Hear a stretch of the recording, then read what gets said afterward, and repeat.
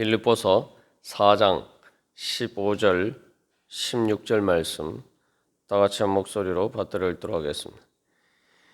빌립보 사람들아, 너희도 알거니와 복음의 시초에 내가 마게도냐를 떠날 때에 주고받는 내 일에 참여한 교회가 너희 외에 아무도 없었느니라.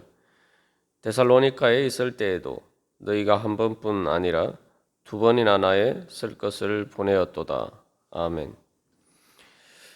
우리가 이 15절 말씀을 통해서 사도 바울은 빌립보 교회가 얼마나 그 자신과 특별한 관계에 있었느냐, 즉 다른 교회가 아무 교회도 하지 않은 바울의 그 복음 사역에 함께 동참하는 교회였다.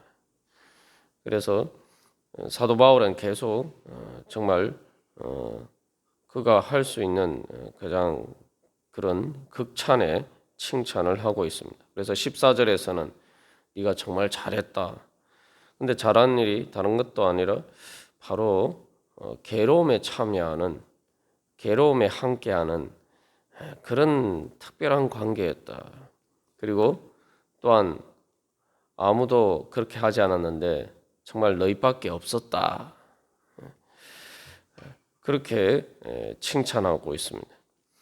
근데 그 칭찬과 관련해서 이 15절에서 사도 바울은 주고받는 내 일에 참여한 교회라고 하고 있습니다. 그래서 14절에서는 괴로움에 함께 참여했다라고 이야기하고 있는데 15절에서는 한 걸음 더 나아가서 주고받는 내 일에 참여했다라고 그렇게 이야기하고 있습니다. 이 14절에서 괴로움에 함께 참여한다는 것은 말 그대로 정말 같은 운명 공동체다라는 그러한 관계를 이야기하죠. 근데 이 15절에서 그러면은 이 주고받는 일이 무엇이냐라고 우리가 생각할 수가 있습니다. 빌립보 교인들이 사도 바울에게 그 물질적으로 후원한 것은 이제 그들이 바울에게 준 일인데 주고받는 일은 또 뭐냐? 그래서 이 주고받는다라는 말로 번역된 것은 이제 상업적인 용어입니다. 실제로 상업에서 이 서로 이렇게 상업 관계에서 이렇게 뭔가 물건을 받고 돈을 주고 이런 그러한 이 관계처럼 그럴 때 사용되는 이제 용어입니다. 그래서 이 용어와 관련해서 이제 많은 이제 여러 가지 견해들이 있습니다.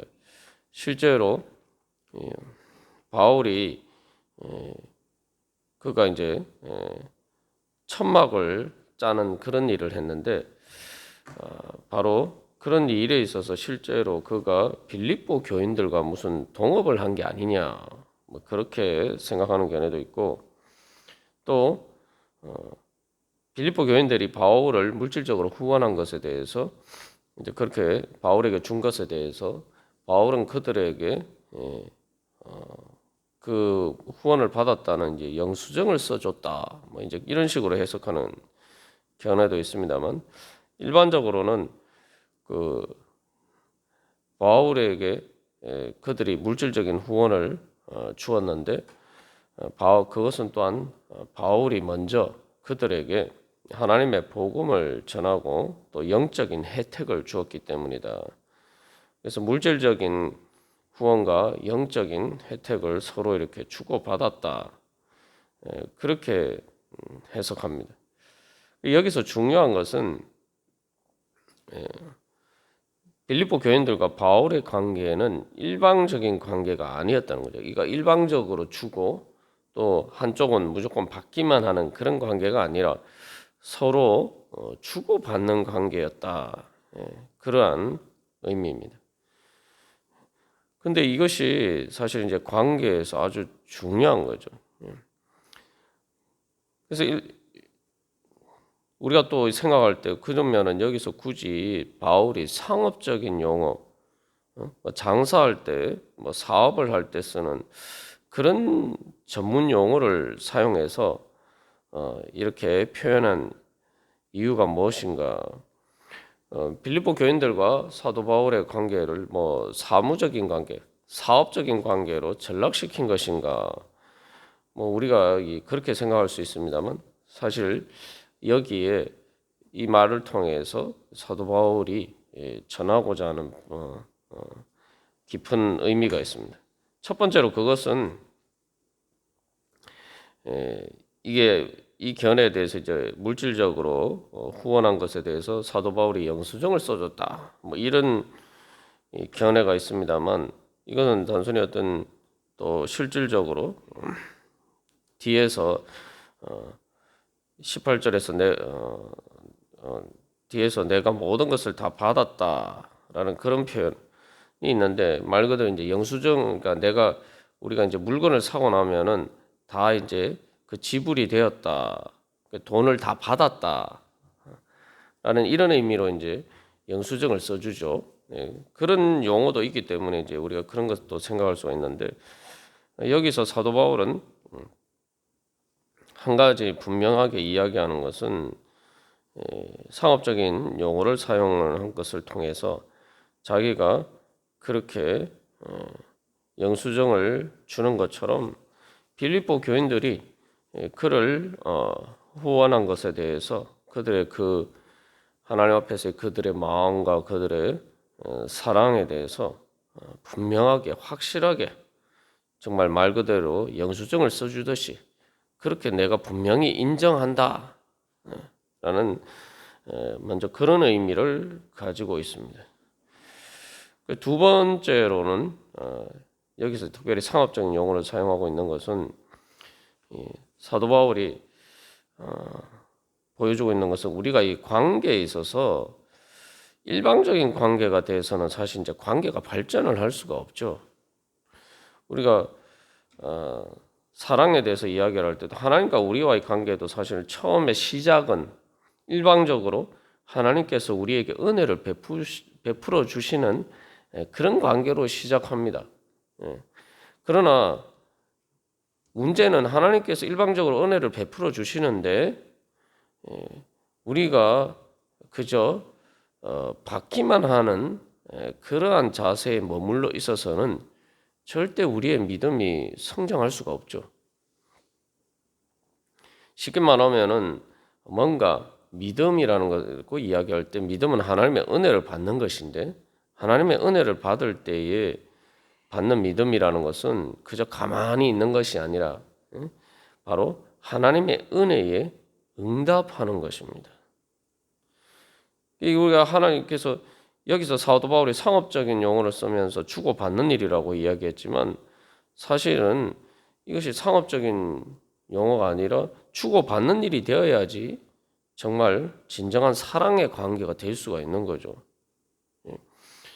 우리가 보통 믿음을 어떻게 오해하느냐 하면 그냥 감나무 밑에 가만 앉아서 누워서 감이 떨어지기만 바라는 그러한 관점에서 우리가 믿음을 생각할 때가 많습니다. 그것은 말 그대로 일방적인 관계일 뿐만 아니라 거기에는 중요한 것은 하나님과 나와의 관계가 형성이 될 수가 없는 거죠. 그 짝사랑이 그러듯이 짝사랑은 사실은 아무리 한쪽이 상대방을 정말 자기 목숨을 줄 정도로 사랑해도 실질적으로는 사랑의 관계가 형성이 되지 않습니다.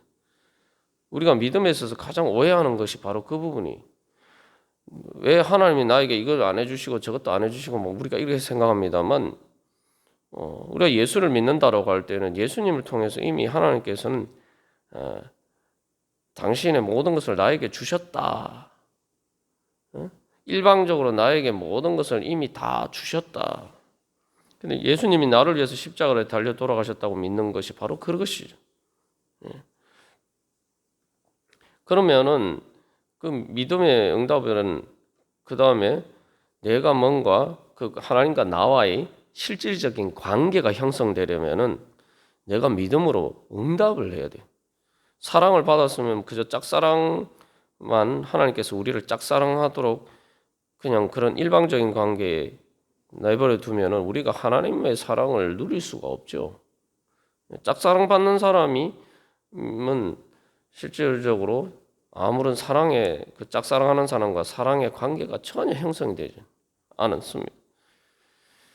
믿음이라는 것은 믿음으로 응답하는 것인데 그것이 진정한 관계가 형성되기 위해서는 바로 거기에 대해서 내가 감사하고 찬양하고 내가 그 사랑받는 것 때문에 기뻐하고 또 그래서 나도 뭔가 사랑한다, 뭐 고맙다, 감사하다, 그리고 그걸 넘어서 사랑합니다.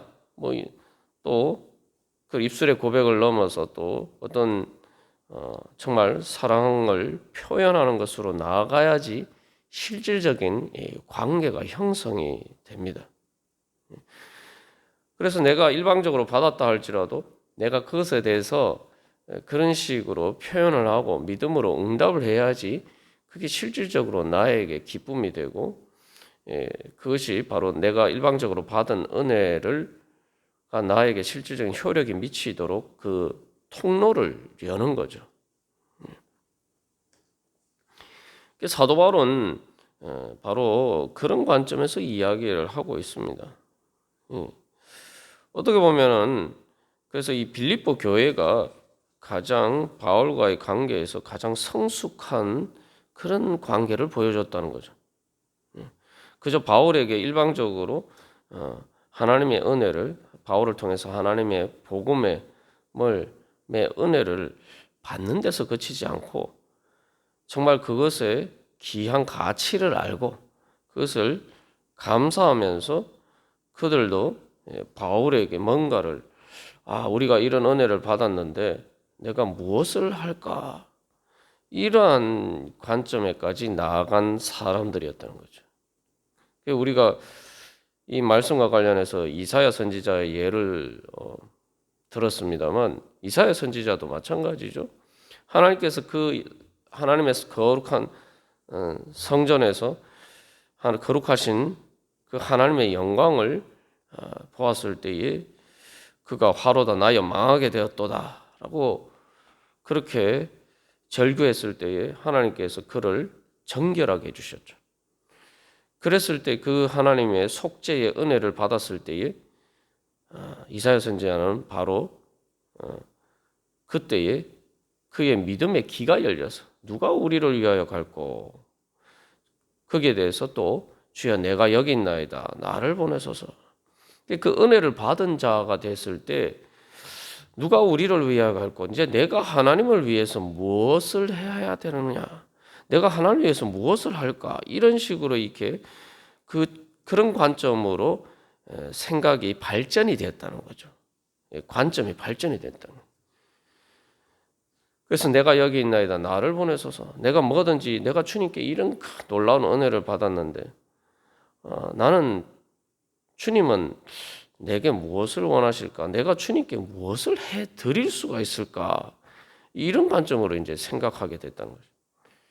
이게 바로 진정한 믿음의 성장입니다. 오늘날 많은 사람들이 하나님의 은혜를 받았음에도 불구하고 우리가 그 하나님의 은혜의 풍성한 자리 가운데 나아가지 못하는 것은 바로 그런 관점으로 발전하지 않기 때문에 단순히 하나님의 은혜에 대해서 믿음으로 응답하기 때문만이 응답하는 문제뿐만 아니라 우리가 그렇게 하지 않으면은 하나님을 알지 못하는 거예요. 왜냐하면은 복음서에서 예수님께서 제자들에게 계속 가르치신 것처럼 기본적으로 하나님의 그 본질적인 속성은 사랑이란 말이에요.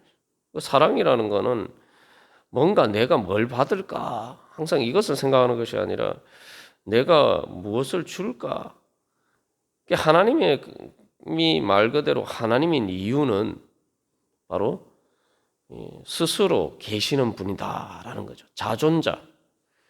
그래서 이 빌립보서 4장 10절부터 사도 바울이 하는 이야기를 가만 보면 이게 단순히 지금 빌립보 교인들과 뭔가 물질적인 후원을 주고받고는 그런 뭐 헌금의 문제와 관련된 이야기를 하는 게 아니.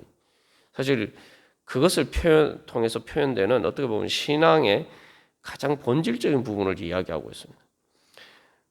그래서 이 사도 바울이 앞에서는 자기 스스로 자족한다 이야기를 하죠. 그러면서 또한 동시에 빌립보 교인들과 서로 주고받는 관계에 대해서 이야기를 해요. 하나님도 마찬가지입니다. 하나님도 스스로 하나님이 우리가 이제 하나님의 이름을 여호와 또 그 야훼 하나님이라고 그 하나님의 이름을 그렇게 이해하는데 출애굽기 3장 14절 말씀을 통해서 이제 그렇게 이해합니다만 그 의미가 바로 하나님은 스스로 계시는 분이다. 그게 뭐냐면 아무에게도 자기의 필요에 의해서 뭔가를 받을 필요가 없는 분이라. 사도 바울이 앞에서 내가 필요해서 뭔가 궁핍해서 내가 너희들에게 말하는 것이 아니다. 그래서 내가 그 너희들에게 물질적인 후원을 받아서 기쁜 것이 아니다. 이렇게 이야기하잖아요. 그렇죠?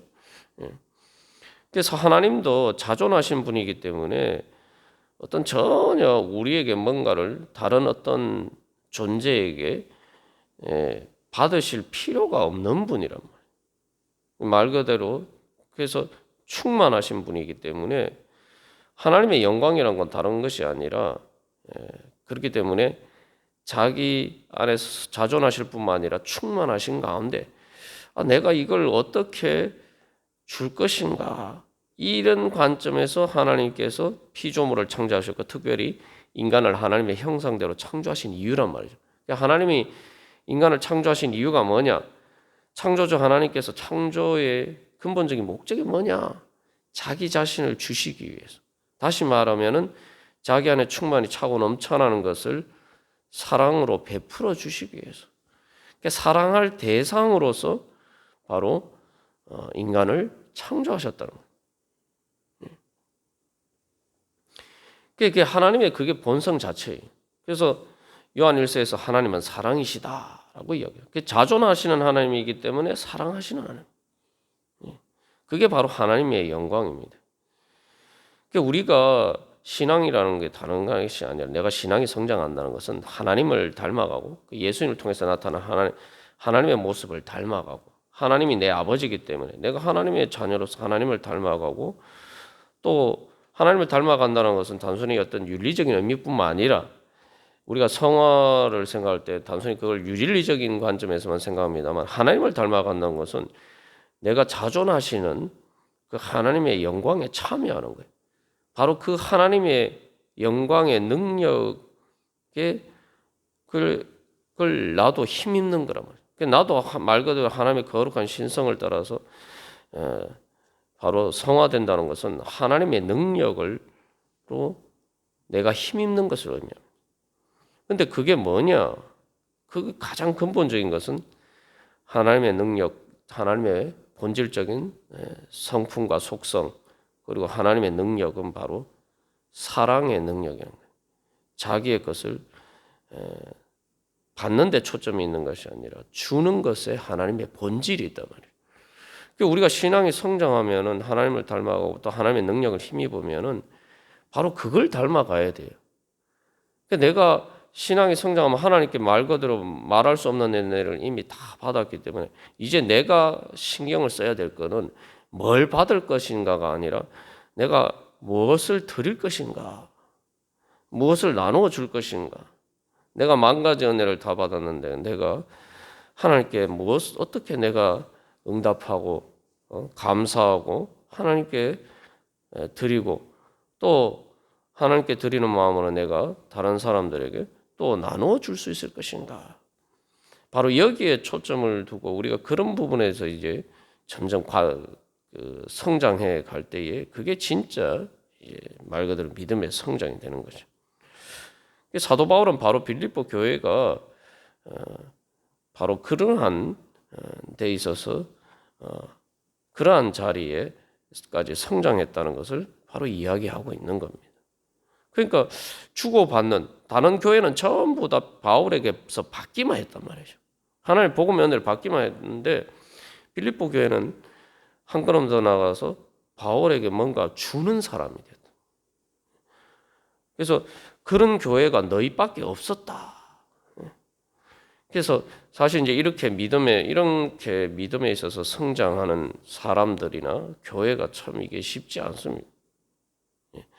그래서 우리가 하나님 앞에서 오늘도 한번 주님 앞에 나아갈 때, 기도할 때 한번 여러분 그렇게 하나님 앞에 질문해 보시길 바랍니다. 첫 번째로 주님께서 저에게 예수님을 생명까지 아끼지 않고 주셨는데 주님께서 주신 만 가지 은혜를, 그 충만한 은혜를 주여 깨달아 알게 하여 주시옵소서. 그리고 그 다음에 주님, 제가 그런 은혜를 받았는데 제가 이제 주님께 무엇을 드릴까요? 한번 그렇게 우리가 그 두 가지 기도 제목을 가지고 기도하면서 나가고 또 우리가 그런 또 믿음으로 오늘 하루 살아갈 때에 하나님께 충만한 은혜와 영광이 우리 가운데 차고 넘쳐날 줄로 믿습니다. 다 같이 기도드리시겠습니다.